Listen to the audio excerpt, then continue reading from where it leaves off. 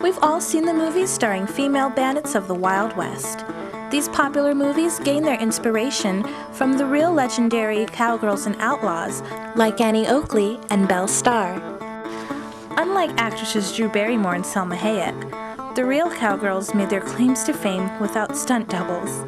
Here are their stories. Annie Oakley grew up on a farm in Ohio.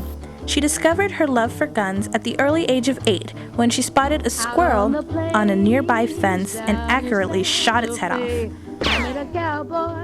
At age 9, she turned her love for the gun into a business. Annie would shoot wild game to support her family. Appropriately, she was named Little Sure Shot. Her accuracy with a gun at such a young age brought her fame, and at age 16, she entered a shooting contest with an accomplished marksman who performed in vaudeville named Frank Butler. She not only shot to win the contest, she shot for love. Frank soon after became her husband.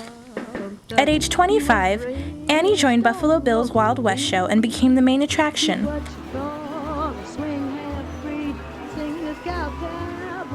As part of the act, she would shoot ashes off of her husband's cigarette effortlessly.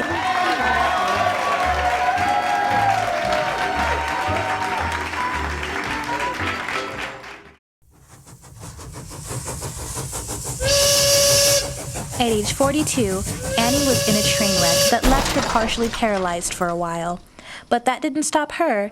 She continued to set records. At age 62, Annie hit 100 clay targets from the 16-yard mark. At age 66, Annie died in her hometown of an illness. Annie Oakley's legend lives on today in a musical titled Annie, Get Your Gun.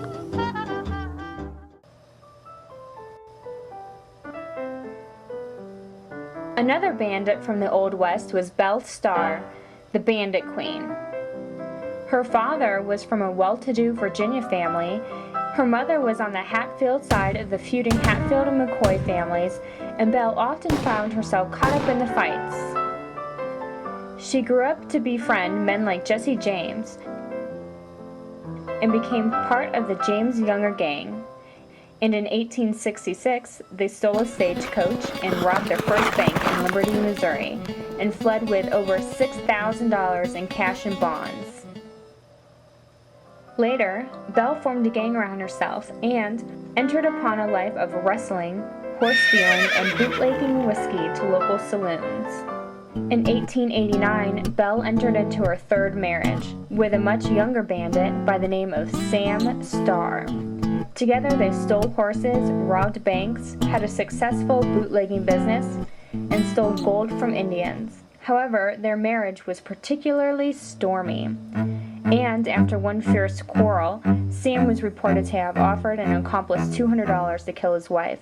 When the offer was rejected, Sam screamed, "Hell, I'll kill the old hag and spend the money on myself for whiskey." A few days later, Belle Starr was shot to death from an ambush on the lonely country road. She was 41 years of age. Today, stories of these cowgirl women of the Old West live on through storybooks, folklore, and the theater.